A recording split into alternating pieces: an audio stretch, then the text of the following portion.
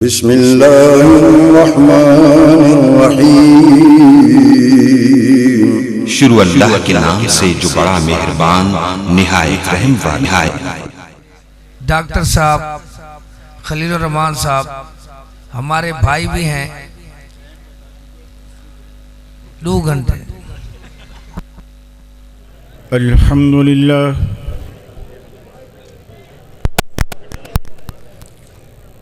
अल्हम्दुलिल्लाह अहमदुहु व हुवल महमूदु अबदन अबदा।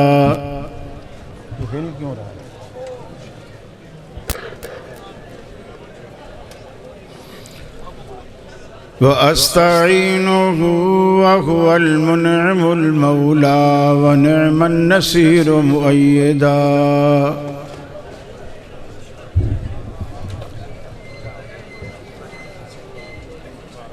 ये हिला क्यों रहे यार? इसको यार कुछ टिकाओ इसको। ये किसी का सहारा लगाओ किसी चीज़ का।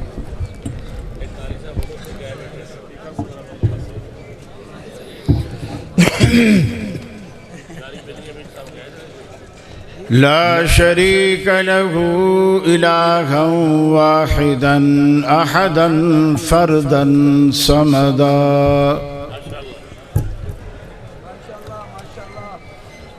व अशहदु अन्न सय्यदना व सनदना मुहम्मदन अब्दुहु व रसूलुहु।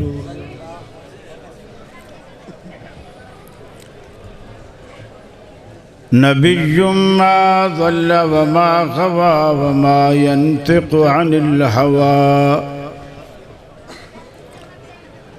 फसल्लल्लाहु अलैहि व बारक व सल्लम व अला आलिहि व अस्हाबिहि व अज़वाजिहि सलातन दाइमन सरमदा। अम्मा बाद फ़अऊज़ु बिल्लाहि मिनश शैतानिर रजीम। बिस्मिल्लाहिर्रहमानिर्रहीम। वल्लज़ीना आमनू व अमिलुस्सालिहाति व आमनू बिमा नुज़्ज़िला अला मुहम्मद व हुवल हक़्क़ु मिर रब्बिहिम कफ़्फ़र अन्हुम सय्यिआतिहिम व अस्लह बालहुम। ये मकसद है कि दुनिया से जहालत दूर हो जाए, कलामुल्लाह से मोमिन का दिल पुरनूर हो जाए। या इलाही जब तक के मेरे जिस्म में जान रहे, तुझ पे सदक़े तेरे महबूब पे कुर्बान रहे। मैं रहूं या न रहूं पर दिल की है ये दुआ, दीन अहमद और इज़्ज़त कुरान रहे। वाजिबुल एहतराम उलमाए किराम बिलखुसूस हज़रत शेख अब्दुर्रहमान शाहीन हाफिज़हुल्लाह, मोहतरम हाफिज़ बिनियामीन साहब, और आज की इस कॉन्फ्रेंस के मेज़बान रूह रवां हज़रत क़ारी अब्दुर्रहीम शाह साहब कलीम भी माशाअल्लाह। असल में आज वो कलाम कर नहीं रहे ना।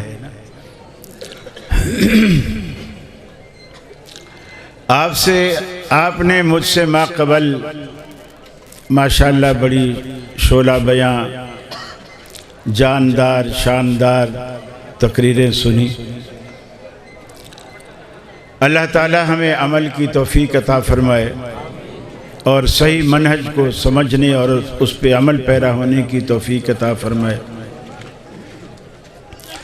आप लोग मुझे नज़र नहीं आ रहे, चूँकि 2 कैमरे वाले मेरी आंखों को ख़राब करने के लिए सामने खड़े हैं।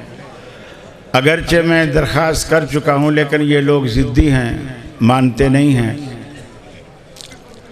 अल्लाह इनको जज़ाए खैर दे और हिदायत दे। हालांकि माशाल्लाह इतनी बड़ी बड़ी इंतज़ामिया ने लाइटें लगा दी हैं, आपकी इन लाइटों की ज़रूरत ही नहीं है। ये कहते हैं भी वीडियो में तस्वीर काली आएगी, वो काली मेरी आएगी, तुम्हारी तो नहीं आएगी ना।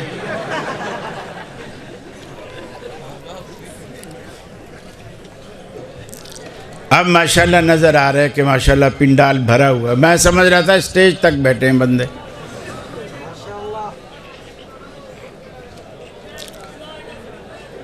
मुझे इंतज़ामिया की तरफ से हुक्म मिला है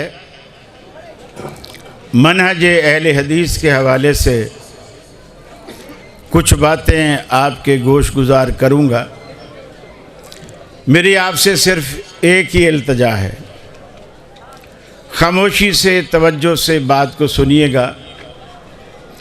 कराची वाले नारेबाजी के शौकीन नहीं हैं। बिल्कुल आपका यही एहसान होगा कि आप सारी बात तवज्जो से सुनें। मकसद आपसे दाद वसूल करना नहीं है, मकसद बात समझाना मकसूद है। अल्लाह आपको जज़ाए खैर दे। उम्मीद है कि आप मेरी इस गुजारिश पे अमल करेंगे। दुनिया में कहा जाता है कि मसलक अहले हदीस एक नया मसलक है। ये नए लोग आए हैं। मोहतरम ज़हीर साहब भी फरमा रहे थे कि लोग हमें कहते हैं जी अंग्रेज़ों की पैदावार है। असल में ये लोग क्यों कहते हैं, ये क्यों कहते हैं कि हम अंग्रेज़ों की पैदावार हैं, इसके पीछे भी एक वजह है। वो वजह ये है, जब अंग्रेज़ का दौर था, हमारी जमात के शेर हज़रत अल्लामा सनाउल्लाह अमृतसरी रहमतुल्लाह अलैह हर मैदान में दंदनाते थे। उनका तोती बोलता था। क्या ईसाई, क्या यहूदी, क्या पादरी, क्या ये हनफी, क्या दूसरे, सब खौफ खाते थे। जिस मैदान में वो उतरते अल्लाह उन्हें फतह याब करता। मुनाजरे ऐसे गलियों में नहीं होते थे, अदालतों में होते थे। अदालतों में जज अंग्रेज होते थे और अंग्रेज़ों का काम ये होता था कि मुसलमानों को लड़ाओ और हुकूमत करो। इसलिए वो अदालतों में मुनाजरे करवाते थे। जब अदालत में मुनाजरे होते और जज अंग्रेज होते, जाहिर बात है वो मौलवी तो होते नहीं थे, उनको किसी चीज़ का पता ही नहीं होता था। तो जो मुनाजिर अपना मौक़िफ़ लिखवाते थे कि जी हमारा मौक़िफ़ ये है, और वो कहते हमारा मौक़िफ़ ये है, तो उनको वो मौक़िफ़ साबित करना होता था। उन्होंने सारी तवज्जो इस पे देनी थी कि इन्होंने जो मौक़िफ़ लिखवाया है आया उसको साबित किया है कि नहीं। उसमें अल्हम्दुलिल्लाह जब अहले हदीस को अल्लाह फतह देता, बस्तियों की बस्तियाँ, गाँव के गाँव, शहर के शहर अहले हदीस होते, लोगों की धूम मच गई। अब वो चूंकि वो इतना उरूज मुनाजरों की वजह से अंग्रेज अदालतों से अहले हदीस को मिला, अल्लाह ने इज्जत दी। वो तो हर शर के अंदर से भी अल्लाह ताला खैर निकालता है। मूसा अलैहिस्सलाम को पालना था तो फिरौन को पहले पैदा किया, फिर फिरौन के घर में मूसा अलैहिस्सलाम को पाला, फिर उसी मूसा अलैहिस्सलाम से फिरौन का तख्त उल्टा। मौलाना सनाउल्लाह अमृतसरी रहमतुल्लाह अलैह की इंडिया में एक मस्जिद के अंदर झगड़ा हो गया। मस्जिद अहले हदीसों ने बनवाई, तादाद में थोड़े थे, हनफियों ने कब्ज़ा कर लिया। ये बीमारी आज भी है। ये एक अलग बात है कि आजकल ज़रूरी नहीं कि हनफी कब्ज़ा करें, कोई भी कब्ज़ा कर लेता है। वो जब मस्जिद पे कब्ज़ा हो गया, फड्डा हो गया, अहले हदीसों ने अदालत में केस कर दिया। अब अंग्रेज जज थे, उन्होंने कहा देखो भाई झगड़ा नहीं चाहिए, ऐसा करते जिनकी इलाके में अक्सरियत है मस्जिद उसी को देंगे, बनाई भले जिसने भी है। अब बनाई थी अहले हदीसों ने, अक्सरियत हनफियों की है। लोग मौलाना सलाउल्लाह अफसरी रहमतुल्लाह अलैह के पास आए कि तादाद हमारी कम है, मस्जिद हमने बनाई है, पैसा हमने लगाया है, ज़मीन भी हमारी है, लेकिन जज कहता है जिसकी अक्सरियत है हम मस्जिद उसको देंगे। अमृतसरी रहमतुल्लाह अलैह मैदान में आए वकील बनकर, उन्होंने कहा कि जी हमारी अक्सरियत है। हनफी कहने के झूठ बोलता है, इनकी अक्सरियत नहीं है, हमारी अक्सरियत। अमृतसरी रहमतुल्लाह अलैह ने फरमाया, जज साहब इनको बोलो अपना ये मौक़िफ़ लिखो, तुम्हारे मजहब की निशानी क्या है? उन्होंने कहा पहले तुम लिखो। इन्होंने लिखा कि हमारे मजहब की निशानी ये है कि हम हाथ सीने पर बांधते, नमाज में हम सीने पर हाथ बांधते। जज ने उनसे कहा तुम्हारे मजहब की निशानी क्या है? उन्होंने कहा जी हम नाफ पे हाथ बांधते। बोले लिख लो। दोनों के मौक़िफ़ लिख लिए। अब जज मौलवी नहीं है, उसने सिर्फ ये गिनना है कि सीने पर हाथ वाले ज्यादा है या नाफ पर हाथ वाले ज्यादा है। अब तादाद देखी गई, हनफी कहे हम इतने हजार हैं, अहले हदीस कहे हम इतने हजार हैं।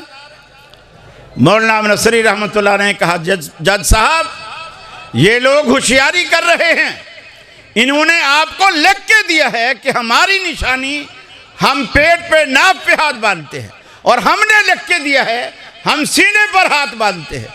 हमारे घरों में जितनी औरतें हैं वो भी अहले हदीस हैं, जो इनके घरों में औरतें हैं वो भी अहले हदीस हैं, इनकी बेटियां भी सीने पर हाथ बांधती हैं, इनकी औरतें भी सीने पर हाथ बांधती हैं, इनकी बहनें भी सीने पर हाथ बांधती हैं, और हमारी माएँ बहनें भी सीने पर हाथ बांधती है, और हमारे मर्द भी सीने पर हाथ बांधती है। इनके सिर्फ मर्द गिन लो और बाकी इस शहर की पूरी औरतें अहले हदीस।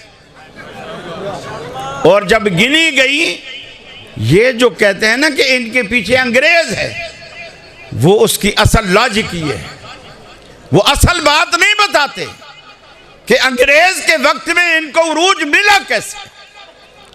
अल्हम्दुलिल्लाह हाथ कंगन को आरसी क्या, हर दौर में अहले हदीस का सितारा अल्हम्दुलिल्लाह चमकता रहा। अब आप देखिए हमारे मजहब की दो मसलक की दो बुनियादें हैं, एक तौहीद है, तैयब शाह साहब जैदी हफिज़हुल्लाह बयान फरमा गए, ये हमारी पहली असास और बुनियाद है, ये हमारे मसलक की बुनियाद है। दूसरी है सुन्नत, और तीसरी ये है कि कुरान और सुन्नत का वही मफहूम मोतबर है जो सहाबा किराम ने लिया है। बस ये तीन बातें हमारे मसलक की असास है, बुनियाद है। अकीदा तौहीद, बंदगी अल्लाह की। जब अल्लाह की बंदगी करनी है तो सवाल होगा कैसे करें, कैसे करें। ला इलाहा इल्लल्लाह पढ़ा, अल्लाह के सिवा कोई माबूद नहीं, मान लिया। अब मैं बंदगी करना चाहता हूं, अल्लाह मैं कैसे बंदगी करूं? जवाब दिया मुहम्मदुर रसूलुल्लाह। अब जो बंदगी करनी है उसका तरीका, उसका सारा के सारा अमल आपने मोहम्मद रसूलुल्लाह सल्लल्लाहु अलैहि वसल्लम से लेना है। जिस तरह वो नमाज पढ़ते हैं ऐसे नमाज, वो हज करते हैं वैसा हज, जैसे वो ज़कात देते हैं वैसी ज़कात, जैसे वो कुर्बानियाँ करते हैं वैसी कुर्बानी। जो अल्लाह को राज़ी रखने का तरीका उनका है, वही तरीका अल्लाह रब्बुल आलमीन को महबूब है। मेरे भाई, दुनिया में जितने भी मसालिक मौजूद हैं, किसी के पास ये हक नहीं है, ये सनद नहीं है, ये दलील नहीं है जो अल्हम्दुलिल्लाह अहले हदीस के पास है। अब आप देखें कुरान मजीद में अल्लाह रब्बुल आलमीन ने अपने हबीब के बारे में फरमाया वमा कान लिमुमिनिन वला मुमिनतिन इज़ा क़ज़ल्लाहु व रसूलुहु अम्रा। दुनिया में ना किसी मोमिन मर्द के लिए और ना किसी मोमिना औरत के लिए हमने ये इख्तियार नहीं रखा, ये बात जायज़ नहीं रखी कि वो किसी भी मामले में अपनी मर्ज़ी करें, दखल दें, जब अल्लाह और उसका रसूल फ़ैसला कर चुके हैं किसी मामले में। अगर कोई मोहम्मद अरबी के फरमान के बाद, आपके फ़ैसले के बाद अगर कोई उसमें दखल देगा, फ़क़द ज़ल्ल ज़लालन मुबीना, अल्लाह का कुरान कहता है कि वो खुली गुमराही में है, उससे बड़ा गुमराह कोई नहीं, खुली वाज़े गुमराही, उसकी गुमराही में कोई शक नहीं। अल्लाह ने कुरान पाक में फरमाया वल्लज़ीना आमनू व अमिलुस्सालिहात, वो लोग जो ईमान लाए और नेक अमल करते रहे, व आमनू बिमा नुज़्ज़िला अला मुहम्मदिन व हुवल हक़, और मोहम्मद अरबी पर जो कुछ रब्बुल आलमीन ने उतारा उस पर ईमान लाए, वही हक है। कौन सा हक? बिमा नुज़्ज़िला अला मुहम्मदिन, डेरा गाज़ी खां वालों बताओ मोहम्मद अरबी पर क्या नाजिल हुआ? फ़िक़ा की कौन सी किताब रब्बुल आलमीन ने नाजिल फरमाई? मोहम्मद अरबी पर क्या नाजिल हुआ? अल्लाह रब्बुल आलमीन ने कुरान नाजिल फरमाया। लेकिन इससे अहले कुरान ये कह सकते हैं कि मियाँ अल्लाह रब्बुल आलमीन ने आपके पैगंबर पर सिर्फ कुरान नाजिल किया।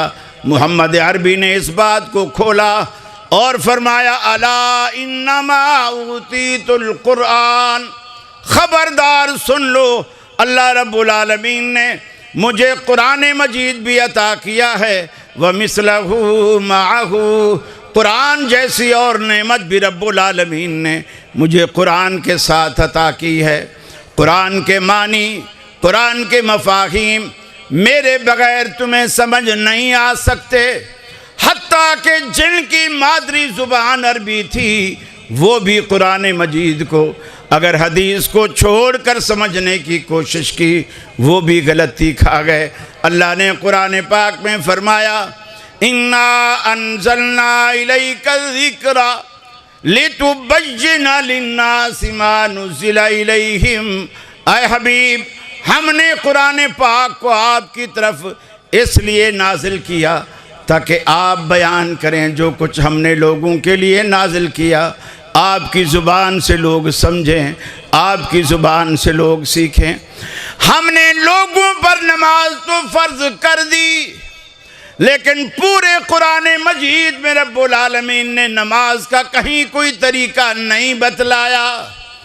इसका ये मतलब नहीं कि नऊज़ु बिल्लाह अल्लाह को नमाज का तरीका मालूम नहीं था, अल्लाह को सब कुछ मालूम था, मगर रब्बुल आलमीन ने कुरान में सिर्फ इजमाल बयान करने के बाद तफसील पूरी मोहम्मद अरबी के लिए छोड़ दी ताकि क़यामत तक लोगों को मेरे रसूल की ज़रूरत महसूस होती रहे।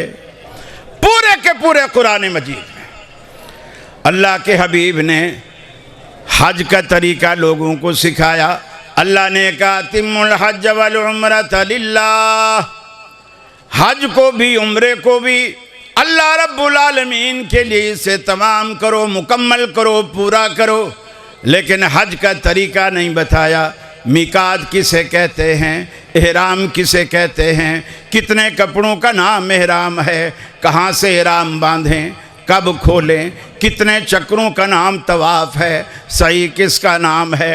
अल्लाह के हबीब ने फरमाया खुज़ू अन्नी मनासिककुम, ऐ मुसलमानों मुझसे हज के मसले सीख लो। हो सकता है अगले साल तुम्हारी हमारी मुलाकात हो के ना हो, मुझसे हज के मसले सीख लो। एक एक बात अल्लाह के रसूल ने सहाबा किराम को सिखलाई, सहाबा किराम को बतलाई। फिर दीन कैसे लो, दीन कैसे सीखो, जैसे सहाबा किराम ने सीखा, जैसे सहाबा किराम ने लिया। सहाबा किराम ने जो लिया अल्लाह के रसूल ने खुद उसकी सनद बयान फरमाई। आपने फरमाया जब लोगों ने पूछा अल्लाह के रसूल ये जो दुनिया में इतने सारे फ़िरके बन गए, इतने सारे फ़िरके बन गए, हर फिरका ये कहता है मैं जन्नती। आज हम भी यही कहते हैं, दूसरे भी यही कहते हैं। अल्लाह के रसूल से पूछा गया, इनमें जन्नत में जाने वाला फिरका कौन सा है, कौन सा गिरोह है जो जन्नत में जाएगा? आपने फरमाया मा अना अलैहि व सहाबी, जिस तरीक़े पर आज मैं और मेरे सहाबा हैं, आपने सहाबा को खुद से जुदा नहीं किया। जिस तरीके पर मैं और मेरे सहाबा हैं वो जन्नत में, बाकी सारे दोज़ख। कुल्लु उम्मती यदखुलूनल जन्नह, मेरी उम्मत सारी की सारी जन्नत में चली जाएगी, इल्ला मन अबा, सिर्फ वो नहीं जाएगा जिसने इनकार किया। सहाबा हैरान होकर कहने लगे, चूंकि वो तो जन्नत के हरीस थे, अल्लाह के रसूल ऐसा बदबख्त कौन है जो जन्नत में जाने से इनकार करे? आपने फरमाया मन अतानी दाखिलल जन्नह, जिसने मेरी बात मानी। देखिए कितना आसान है दीन। जिसने मेरी बात मानी वो जन्नत में, जिसने मेरी बात छोड़ी वो जहन्नम। ये लाजिम, ये पैमाना है। और अहले हदीस के पास ये नुस्खा है। दुनिया कहती है ना मियाँ मुत्तहद हो जाओ, क्यों लड़ते हो, क्यों लड़ाते हो? ये नुस्खा सिर्फ मुत्तहद करने का अहले हदीस के पास है। इसलिए कि जब भी किसी को दावत दोगे यही कहोगे ना कि मियाँ इस शख्सियत से फैसला करा लेते, जो ये कहे आप भी मानो मैं भी मानूं। और ऐसी हस्ती कायनात में जिसकी बात हर कलमा पढ़ने वाला माने, मुझे बताओ ऐसी हस्ती कौन है? मुहम्मद रसूलुल्लाह सल्लल्लाहु अलैहि वसल्लम। हर कलमा पढ़ने वाला आपकी बात को मानेगा, बाकी किसी की भी आप बात करेंगे वो मानेगा, दूसरा नहीं मानेगा। और सहाबा किराम ने हमेशा, हज़रत हुज़ैफ़ा बिन यमान रज़ी अल्लाह ताला अन्हु ईरान की दरबार में सफ़ीर बन कर गए, रसूलुल्लाह ने भेजा, सफ़ीर बन कर गए। 2 सहाबी गए, इनके साथ एक और अंसारी सहाबी भी थे। उन्होंने सफ़ीर की ताज़ीम की, खाना लगाया, दस्तरखान लगाया। दस्तरखान पे बैठे, इत्तेफाक से हज़रत हुज़ैफ़ा बिन यमान के हाथ से एक निवाला रोटी का दस्तरखान पे गिर गया। इन्होंने उठाया और उसको दोबारा, चूँकि दस्तरखान पे ही गिरा था, कोई मिट्टी में ज़मीन में भी नहीं गिरा था, खाने लगे। दूसरे जो सहाबी बैठे थे उन्होंने कोहनी मारी, ये बादशाह का दरबार है, ये बादशाह का दरबार है, यहाँ बुरा समझा जाता है, ये बदतहजीबी मानी जाती है। लोग कहेंगे ये भूखे नंगे हैं, निवाला गिर गया फिर उठा रहे हैं। सैयदना हुज़ैफ़ा बिन यमान रज़ियल्लाहु ताला अन्हु ने कहा मैं तो खाऊंगा, ये कुछ भी कहते रहें। अतरो को सुन्नत रसूलिल्लाह सल्लल्लाहु अलैहि वसल्लम लिहाउलाइल हुमका, मैं इन बेवकूफ़ों के लिए अल्लाह के नबी की सुन्नत को छोड़ दूँ? ये बेवकूफ़ हैं जो नबी की सुन्नत को छोड़ते हैं।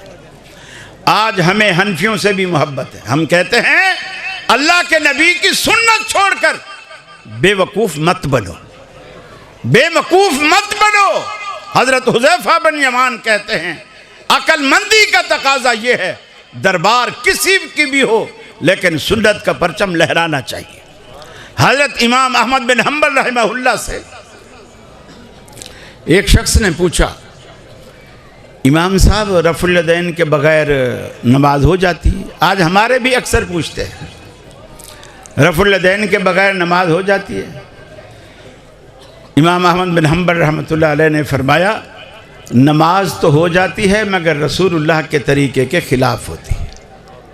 नमाज हो जाती है लेकिन रसूलुल्लाह के तरीके के ख़िलाफ़ होती है। जो नमाज रसूलुल्लाह के तरीके के ख़िलाफ़ हो अल्लाह रब्बुल आलमीन उसे पसंद ही नहीं करता, उसे पसंद ही नहीं करता। लक़द कान लकुम फ़ी रसूलिल्लाहि उस्वतुन हसना, अल्लाह को जो तरीक़ा पसंद है वो रसूलुल्लाह का तरीक़ा पसंद है। आपने 23 साल दौर नबूवत की ज़िंदगी में जो कुछ उम्मत को दिया वो तरीक़ा अल्लाह के रसूल का पसंद है। अब आप देखिए, हमारे यहाँ एक तबका ऐसा है हदीस की अहमियत को गिराता है, और हदीस की अहमियत को गिराते हुए दुनिया को ये बताता है कि मियाँ कोई भी मसला तुम्हारे सामने आए, पहले कुरान को देखो, अगर कुरान में ना मिले फिर हदीस में देखो। ये फिक्र इस्लामी नहीं है, ये जहन में बिठा लीजिए। पहले कुरान में ढूंढो, कुरान में ना मिले तो फिर हदीस में देखो। ये इस्लाम की तालीम नहीं है। अगर कोई मुफ्ती आलिम है, कुरान भी जानता है, हदीस भी जानता है, किसी साइल ने उससे कोई मसला पूछा और उसके जहन में कुरान की आयत से पहले कोई हदीस आ गई, तो वो इस बात का मुकल्लफ नहीं है कि वो पहले रुके, पहले कुरान में अपना दिमाग घुमाए, आयत ढूंढे, अगर ना मिले तो फिर हदीस में देखे। वो मुफ्ती इसका मुकल्लफ नहीं है। इमाम अबू सौर रहमहुल्लाह 3री सदी के मुहद्दिस हैं। ये उस ज़माने में एक घर के अंदर फौतगी होगी, औरत फौत हो गई, और पूरे मोहल्ले में, यूँ समझ लो पूरे डेरा गाजी खां में एक ही औरत थी जो ख़वातीन को गुस्ल देती थी। गासिला एक ही थी जो मैयत नहलाती थी औरतों की। जब उसके पास गए, भी फलां घर में औरत फौत हो गई है, आप आइए गुस्ल दीजिए। उन्होंने कहा गुस्ल से तो मुझे इनकार नहीं है, लेकिन मैं इस वक्त हैज़ा हूँ। आप मौलवियों से पूछो, मुफ्तियों से पूछो, आया हैज़ की हालत में मैं मैयत नहला सकती हूँ या नहीं। लोगों ने कहा ठीक है भाई। अब उससे पूछ रहे हैं, उससे पूछ रहे हैं, उससे पूछ रहे हैं। अब लोग पूछते हैं, कोई मौलवी कह देता हाँ हाँ दे दे, तो वो पूछते हैं दलील क्या है। भले दलील तो कोई नहीं, बस दे दे गुस्ल, कोई हर्ज नहीं। कोई बोल दे के ना दे, वो तो लोग ने पूछे दलील क्या है, बोले इसलिए कि वो नापाक है, वो गुस्ल ना दे। इसी कश्मकश में, इसी तलाश में जोहर का वक्त आ गया। जोहर में मस्जिद में अजान हुई। इमाम अबू सौर रहमतुल्लाह अलैह मस्जिद में नमाज पढ़ने के लिए, पढ़ाने के लिए तशरीफ़ लाए। लोग परेशान हैं। अब नमाज से पहले उनको पकड़ लिया। हजरत बड़ी परेशानी है, सुबह से हम सरगर्दां फिर रहे हैं, कोई कुछ बताता है, कोई कुछ बताता है। मैयत घर में रखी हुई है, गुस्ल देने वाली एक औरत है। क्योंकि ये हर औरत हिम्मत भी नहीं करती, क्योंकि उसको पता होता है कि अगर मैं चली गई मैयत वाले घर, इजराइल वहीं कहीं होगा, मुझे देख लेगा और फिर अगले दिन मेरे घर आ जाएगा। ये बड़ा एक मसला होता है। इमाम साहब से पूछा, जिस मैयत में जिसको एक औरत ने गुस्ल देना है, वो औरत हैज़ा है, और वो कहते हैं मसला पूछ के बताओ, हम सुबह से परेशान हैं। इमाम साहब ने कहा उसे बोलो जाओ गुस्ल दे दे। उन्होंने कहा दलील? कहने लगे दलील ये है, अल्लाह के रसूल वुजू करके आए, मुसल्ले पर खड़े हुए, थोड़ी फासले पर जाए नमाज रखी थी, आपने ऐशा से कहा ऐशा ते वो तेरे करीब जाए नमाज रखी हुई है, वो मुझे उठा के दे। हजरत ऐशा फरमाने लगी अल्लाह के रसूल मैं हालत हैज़ में हूं। गोया हजरत ऐशा के जहन में वही बात, मैं हालत हैज़ में हूं, जाए नमाज पाक है, मैं इसको हाथ कैसे लगाऊं? आपने फरमाया ऐशा जाए नमाज उठा के दे, इन्ना हैज़ा तक लैसत फी यदिक, ये हैज़ को तेरे हाथों में नहीं लगा हुआ, उठा के दे मुझे। हजरत ऐशा ने जाए नमाज उठा के दी। इमाम अबू सौर कहते अब कुरान की आयत नहीं आई जहन में, सवाल आया, सवाल सुनते ही सबसे पहले हदीस दिमाग में आ गई। हुज्जत के एतबार से, सनद के एतबार से, दलील के एतबार से कुरान में और हदीस में कोई फर्क नहीं। कुरान में हदीस में कोई फर्क नहीं है। फर्क सिर्फ ये है मकाम में, मर्तबे में, रुतबे में दलील में और हुज्जत में, सनद में कोई फर्क नहीं। मकाम में क्या फर्क है? कुरान कलाम भी अल्लाह का है, अल्फाज भी अल्लाह के हैं। कुरान कलाम भी अल्लाह का है, अल्फाज भी अल्लाह के हैं। और हदीस बात तो अल्लाह की है, लेकिन अल्फाजों की जो तज़ीन और आराइश है वो रसूलुल्लाह की ज़ाती है। ये फ़र्क है कुरान की वही में और वही गैर मतलू में, यही एक फ़र्क है। बात दोनों अल्लाह की है। नबी मा यंतिक़ु अनिल हवा इन हुवा इल्ला वहयुन यूहा, हमारा पैगंबर अल्लाह की वही के बगैर बात नहीं करता। अल्लाह की वही आती है तो बात करता है। मेरे भाइयों, अहले हदीस को समझना आसान है। कब? जब आप इसे कुरान और हदीस से समझें, कुरान और हदीस से समझेंगे। लोगों से पूछेंगे तो लोग तो कहेंगे ये वैसे हैं, ये अंग्रेज़ के दौर के हैं, ये फलां के दौर के हैं। रसूलुल्लाह पर भी लोग तान करते थे, शायर है, ये मजनू है, नौज़ बिल्लाह, ये दीवाना है, ये है, ये बाप दादा के दीन से हटा हुआ है, सब कुछ कहते थे। लेकिन रसूलुल्लाह सल्लल्लाहु अलैहि वसल्लम ने वो सब कुछ बर्दाश्त किया। हक का वाज, हक की तबलीग, कुरान की नसीहत, अपनी हिकमतें आपने तर्क नहीं की। कभी भी कहीं भी मुदाहनत का शिकार नहीं हुए। कुफार ने बड़ी बड़ी लालचें दी। आप ऐसा करें, इतनी ऊंची उड़ान उड़ रहे हैं, थोड़ा सा आप नीचे आ जाएं, थोड़ा हम ऊपर आ जाते हैं, थोड़ा मिल के काम कर लेते हैं। 2 दिन हम आपकी मस्जिद में आ जाते हैं, एक दिन घंटे भर के लिए, आधे घंटे के लिए आप भी हमारे आस्ताने पर आ जाएं। अल्लाह ने रसूलुल्लाह को भी मौका नहीं दिया कि आप जवाब दो, अल्लाह ने खुद जवाब दिया। हबीब ने कहो लकुम दीनुकुम वलिय दीन, तुम्हारे लिए तुम्हारा दीन, तुम्हें मुबारक हो, मेरे लिए मेरा दीन। हम आपस में मिल नहीं सकते। तौहीद की सौदाबाजी करके कभी भी इत्तेहाद नहीं हो सकता, कभी भी। देखिए भाइयों, लोग कहते हैं एक चावल 400 रुपए किलो वाला और एक चावल 200 रुपए किलो वाला, दोनों चावल अगर आप इनको आपस में मिला दें, कीमत किसकी गिरेगी और किसकी बढ़ेगी? किसकी गिरेगी? 400 वाले की। 400 वाला जब भी 200 किलो वाले से मिलेगा उसकी वैल्यू नीचे आ जाएगी, और 200 वाला जब भी 400 वाले से मिलेगा उसकी वैल्यू ऊपर हो जाएगी।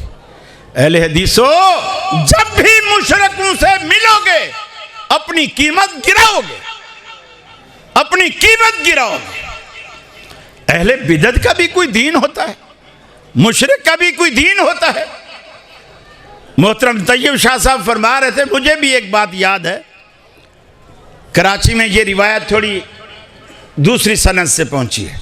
वो ये कि छांगा मांगे में सैलाब आया और कई सालों से नहीं आता था। वहाँ कोई बड़े पीर का मज़ार है, आपके पंजाब में कोई इलाका छांगा मांगा। भुट्टू दौर में एक बड़ा सैलाब आया, गालिबन सन 73 की बात है शायद। बड़ा सैलाब आया और वहाँ लोगों में ये मशहूर था कि ये जो सैलाब इधर उधर आता है, इधर उधर आता है और मज़ार बचा रहता है, तो ये पीर साहब की करामत है। उस दिन जो उस दफ़ा सैलाब आया, सबसे पहले मज़ार गिरा। अब जो वहाँ अहले हदीस थे वो कहने लगे, हाँ अब बाबे ने क्यों नहीं बचाया, अपना मज़ार ही बहा के ले गए। वो आगे कहते थे, यार क्या बताए, इस दफ़ा ना ईमान से कोई वहाबी किस्म का सैलाब था, वहाबी किस्म का सैलाब था, सबसे पहले मज़ार को बरा। अब सैलाब के भी कोई मजहब होने लगे हैं, सैलाब भी सुन्नी वहाबी होने लगा है। सैलाब से मज़ार बह जाए तो सैलाब वहाबी है, बची रहे तो सैलाब सुन्नी है। खुदा का खौफ करो, अल्लाह से डरो। सैयद अताउल्लाह शाह बुखारी रहमतुल्लाह अलैह, हमारे उस्ताद मौलाना सुल्तान साहब अलैहि रहमा कभी कभी उनके वाक़यात सुनाया करते थे। एक दफ़ा फरमाने लगे कि शाह साहब अपनी तकरीर में बरमहल बरमौका लतीफ़ा बना भी लेते थे और सुना भी लेते थे और जच भी जाता था। कहने लगे कि एक दफ़ा उन्होंने सुनाया कि मैं एक जगह गया तो एक जगह बंदा बैठा हुआ है और औरतें मर्द सब उसको घेरे हुए। मैं भी बोले करीब गया, मैंने जाके देखा तो अल्लाह याज़ो बिल्ला बग़ैर कपड़ों के बैठा हुआ है और लोग उसे चूम चाट रहे हैं वगैरह, मर्द औरत मिक्स है। और जिनसे वो ज़्यादा खुश होता है उन्हें ज़ेरे नाफ एक बाल तोड़ के दे देता है, वो उसे संभाल के चूमते हैं, चाटते हैं, पता नहीं क्या करते हैं, पुड़िया बनाते हैं, जेब में डालते हैं, घर में बरकत के लिए ले जाते हैं। जब मजमा छट गया, शाह साहब कहते हैं मैं उसके पास गया, मैंने उससे कहा कि तुझे शर्म नहीं आती, लोग इतनी अकीदत से तेरे पास आते हैं और तू उन्हें उनकी अकीदत के जवाब में ये नापाक बाल देता है। तो कहते हैं कि वो मुझे पहचानता था और कहने लगा शाह साहब बेवकूफ़ या बेशर्म या बेहया मैं नहीं हूँ, ये लोग हैं। इनको पता है कि मैं इतना कंगला हूँ कि मेरे पास तन ढांपने के लिए कपड़ा भी नहीं है और ये लोग मुझसे मुरादें मांगने आते हैं। शाह साहब अब आप ही बताओ मेरे पास इन गंदे बालों के सिवा है क्या जो मैं इनको दूं? मेरे पास क्या है? फरमाते हैं शाह साहब ये बात कहकर कहते पफ है तुम्हारे मजहब पर, तुम्हारे मसलक पर, तुम्हारे अकीदे पर कि तुमने रब के मुकाबले में ऐसे कंगलों को ला खड़ा किया है जिनके पास तुम्हें देने के लिए इन गंदे बालों के सिवा कुछ भी नहीं। मेरे भाइयों, आज अहले हदीस तुम्हारे खैर खा है। क्यों खैर खा है? हम आपको हर जाई से हटाकर यकजाई बनाना चाहते हैं। अरे वो एक सजदा जिसे तू गिरां समझता है, 1000 सजदों से देता है आदमी को निजात। कभी करके तो देखो। वो सजदा आदत बन गई है। नमाज बगदादी, नमाज गौसिया, नमाज फलाम, पता नहीं नमाजें भी ऐसी बन गई हैं, कोई मशरक की तरफ, कोई बगदाद की तरफ, कोई किधर। अल्लाह के हुजूर कभी सजदा रेज तो हो। फरमाया क़ाल रब्बुकुम उदऊनी अस्तजिब लकुम, तुम्हारा रब, तुम्हारा दाता, तुम्हारा पालनहार तुम्हें कहता है उदऊनी अस्तजिब लकुम, ऐ मेरे बंदो मुझे पुकारा करो, मुझे पुकारा करो। मैं तुम्हारी दुआओं को ये भी नहीं कहा कि मैं तुम्हारी दुआएं सुनता हूँ।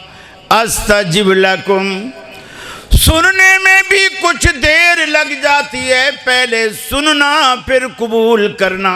फरमाए दर तुम्हारी जुबान पर वो फरियाद आती है, अस्तजिब लकुम, मेरे यहाँ वो कबूल हो जाती है। ऐ मेरे बंदो मुझे पुकार के तो देखो, क्यों मारे मारे फिरते हो, दुनिया को मेरे गिले करते हो।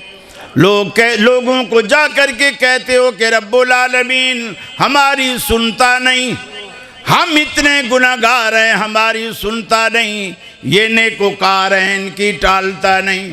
अल्लाह कहता है मेरे बंदे एक मर्तबा मेरे दरवाजे पर आ तो सही, एक मर्तबा आ तो सही, अपना दुखड़ा मुझे सुना तो सही, तलब का दामन फैला तो सही, नदामत के 2 अश्क बहा तो सही, अपनी जबीन नियाज मेरे सामने झुका तो सही। आए मेरे बंदे मेरे लुत्फो करम को आजमा तो सही, तेरे आने में देर हो सकती है, मेरे राजी होने में हरगिज़ देर न होगी। क़ाल रब्बुकुम उदऊनी अस्तजिब लकुम, तुम्हारा रब तुम्हें कहता है मुझे पुकारो। अल्लाह कुरान पाक में फरमाता है अपने हबीब से, मेरे बंदों की बुनियाद मजबूत करते हुए इनको बताओ, इदा सालका इबादी अन्नी फ़इन्नी करीब, जब मेरे बंदे आपसे मेरे बारे में पूछें मैं इनके करीब हूँ या इनसे दूर, इन्हें कह दीजिएगा फ़इन्नी करीब इलाहुल आलमीन। कितना करीब है तू, एक मंजिल मकान जितना, 2 मंजिल जितना, या दुबई के टावर जितना, कितना करीब है तू। अल्लाह रब्बुल आलमीन जवाब देता है नहनु अक़रबु इलैहि मिन हब्लिल वरीद, मैं तो तुम्हारी रगे जान से भी तुम्हारे ज़्यादा करीब हूँ। आज दुनिया मिसालें देती है, मियाँ रब के पास जाओगे बगैर वसीले के रब्बुल आलमीन के पास कैसे जाओगे। मकान पे चढ़ते हो, सीढ़ियाँ लगाते हो, सीढ़ी के ज़रिए छत पे चढ़ते हो, छलांग लगाकर तो छत पे नहीं चढ़ जाते हो, सीढ़ियाँ लगाते हो। अल्लाह कहता है मेरे बंदे छत पर सीढ़ी की ज़रूरत इसलिए पेश आती है, छत तुमसे दूर है, लेकिन नहनु अक़रब, हम तुम्हारे सबसे ज़्यादा करीब हैं। बगदाद वाली सरकार भी तुमसे दूर, अजमेर वाली सरकार भी तुमसे दूर, लाड़काना वाली सरकार भी तुमसे दूर, पाकपटन वाली सरकार भी तुमसे दूर। नहनु अक़रब, हम सबसे ज़्यादा तुम्हारे करीब हैं, हम तो तुम्हारी रगे जान से भी ज़्यादा करीब हैं। लगाओ सीढ़ियाँ, कहाँ लगाओगे? हमने तो सीढ़ी लगाने की कोई जगह ही नहीं छोड़ी। मेरे भाइयों, करीब वाले जिंदा रब को छोड़कर दूर वाले मुर्दों के पीछे पड़ना, ये कहाँ की अक्लमंदी है?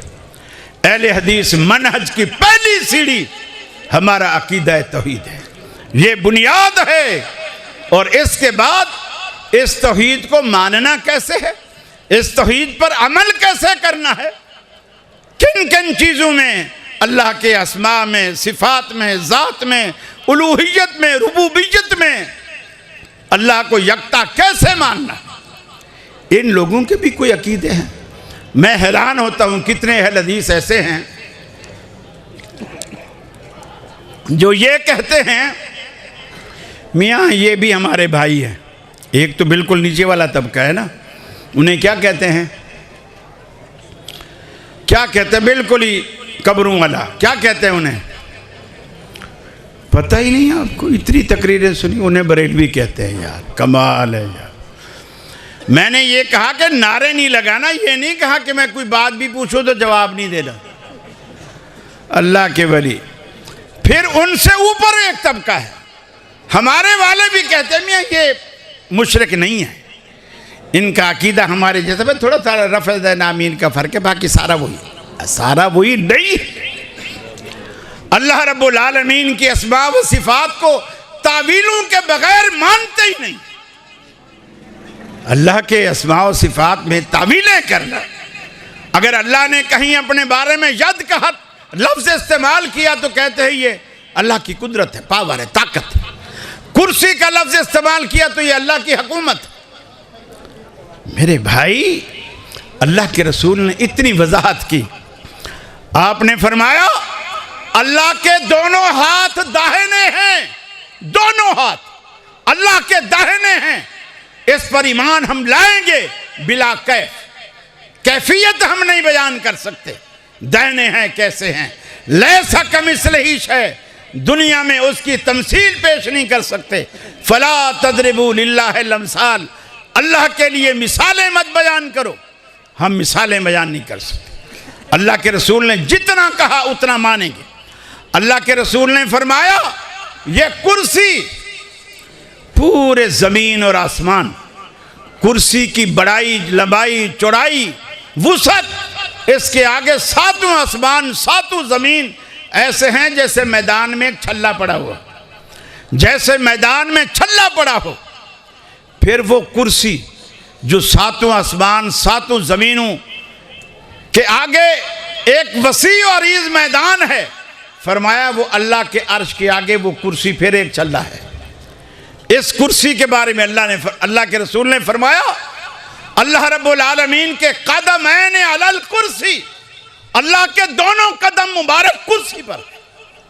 लेकिन इसकी कैफियत को हम बयान नहीं कर सकते, लेकिन जो बातें अल्लाह और उसके रसूल ने बतला दी है उस पर ईमान लाना हर मुसलमान पर बिला कैफ, बिला तशबीह, बिला तमसील हम पर मानना फर्ज है। ये अकीदे की बुनियादी मसले हैं। और अहले हदीस के सिवा अल्हम्दुलिल्लाह इस दुनिया में अहले हदीस मसलक के सिवा, चाहे वो नीचे वाले हों, ऊपर वाले हों, दरमियान वाले हों, अकीदा किसी का सही नहीं, तौहीद किसी की रासिक नहीं है। और आप बेटियां भी देते हो, लेते भी हो, किसी का मामू वो है, किसी का नाना वो है, किसी का फूफा वो है, किसी का दामाद वो है, किसी का ससुर वो है। कोई बात नहीं जी मौलवी साहब, सबसे बना के रखो। मेरे भाई क़यामत वाले दिन यकीन मानिए, यकीन मानिए, क़यामत वाले दिन अल्लाह एक ही ऐलान करेगा, दाल चावल अलग। ये खिचड़ी क़यामत वाले दिन नहीं पकने वाली, एक ही ऐलान करेगा, वम्ताजुल यौमा अय्युहल मुजरिमून, ऐ मुजरिमों की जमात अलहदा हो जाओ। दुनिया में तुमने बड़ी खिचड़ियाँ बना डाली, एक घर में मुशरिक भी, मुनाफिक भी, मुवाहिद भी, एक ही घर में।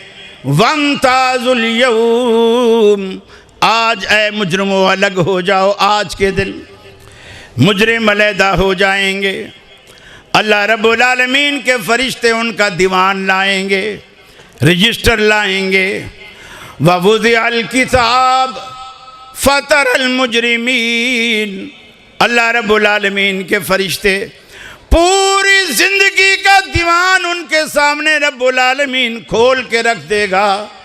फतरल मुजरिमीन, मुजरिम देखेंगे, मुशफ़िक़ीन मिम्मा फ़ी, जो कुछ उसमें होगा उससे डरेंगे। वयक़ूलून या वैलतना मा हाज़ल किताब ला युग़ादिरु सग़ीरतन वला कबीरा, है इस किताब को क्या हो गया, इसने ना तो कोई छोटी बुराई छोड़ी ना बड़ी।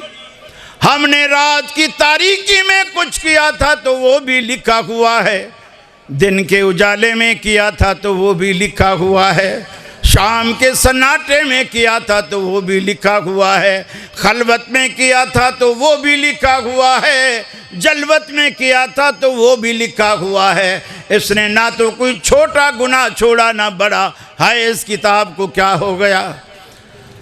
वयक़ूलून या वैलतना मा लिहाज़ल किताब ला युग़ादिरु सग़ीरतन वला कबीरतन इल्ला अहसाहा ववजदू मा अमिलू हाज़िरा, जो कुछ सारी ज़िंदगी की सियाकारियाँ रब्बुल आलमीन उस वक्त इनको किताब में दिखा देगा। इनकार की कोई गुंजाइश नहीं, लिखा हुआ मौजूद है। आपकी पूरी की पूरी जिंदगी आज फिल्माई जा रही है। फमन यअमल मिस्काल ज़र्रतिन खैरन यरा वमन यअमल मिस्काल ज़र्रतिन शर्रन यरा, अगर किसी ने राई के दाने बराबर भी कोई गुनाह किया होगा तो उसे देखेगा, राई के दाने के बराबर भी कोई नेकी की होगी तो उसे भी देखेगा। अल्लाह रब्बुल आलमीन ने चारों तरफ सीसीटीवी कैमरे ऐसे लगाए हैं जो आपको दिखते नहीं है, आपको दिखते नहीं। फिर सिर्फ सीसीटीवी कैमरा नहीं, मा यल्फिज़ु मिन क़ौलिन इल्ला लदैहि रक़ीबुन अतीद, पूरी दुनिया में अल्लाह के फरिश्ते टेप रिकॉर्डर लेके फिर रहे हैं। तुम्हारे मुंह से जो लफ्ज़ निकलता है फरिश्ते उसे रिकॉर्ड कर लेते। क़यामत वाले दिन कोई मुकरने की गुंजाइश बचेगी? मुकरने की कोई गुंजाइश नहीं बचेगी कि आदमी कहे या अल्लाह मैंने ये नहीं किया था, मैंने वो नहीं किया था। मेरे भाइयों, अल्लाह ने सारे दरवाजे बंद कर दिए। अलबत्ता आज दुनिया में तौबा का एक दरवाज़ा खुला है, एक दरवाज़ा खुला है, लेकिन इसकी भी एक लिमिट है। जब मौत का फरिश्ता छाती पे बैठ जाता है अल्लाह ये दरवाज़ा भी बंद कर देता है। और अगर कोई ना मरा, बच गया, क़यामत उस पर कायम हो गई, तो उससे पहले भी एक लिमिट है। जिस दिन सूरज मशरक़ की बजाय मगरिब से तुलू हुआ तौबा का दरवाज़ा बंद। फिर जो बंदा ईमान लाए, नेकियां करे, मैं सारा माल सदका करता हूं, अल्लाह कहेगा अब कोई फायदा नहीं, अब कोई फायदा नहीं। जब मैं मानता था तब तू नहीं मानता था, अब तू मानने पे आया है तो अब मैं नहीं मानता, अब मैं नहीं मानता।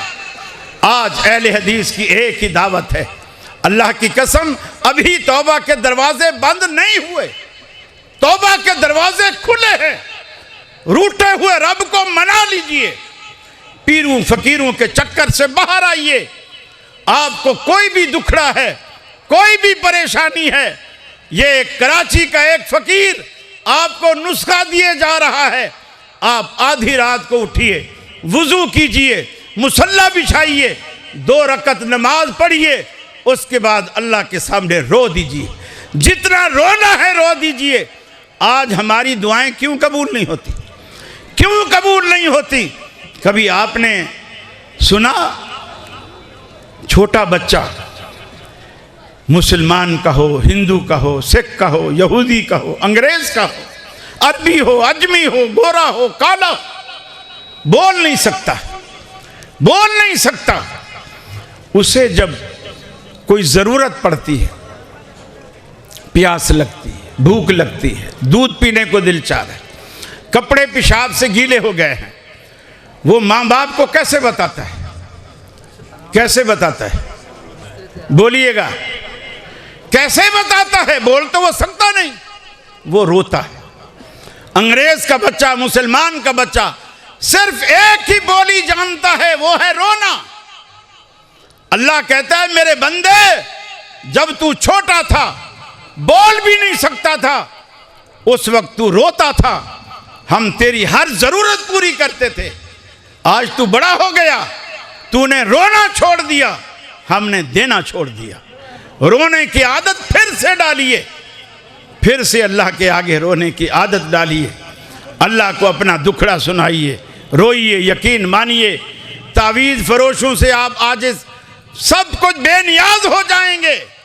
कोई धागा पढ़ने वाला, कोई बोतल पढ़ने वाला, कोई थू थू करने वाला, कोई डॉक्टर, कोई कुछ भी करने वाला, आप खुद कफील हो जाएंगे। मुसल्ला बिछाएं, 2 रकत नमाज पढ़ें, अल्लाह के आगे रोएं, अल्लाह से कहें अल्लाह मेरी ये ज़रूरत।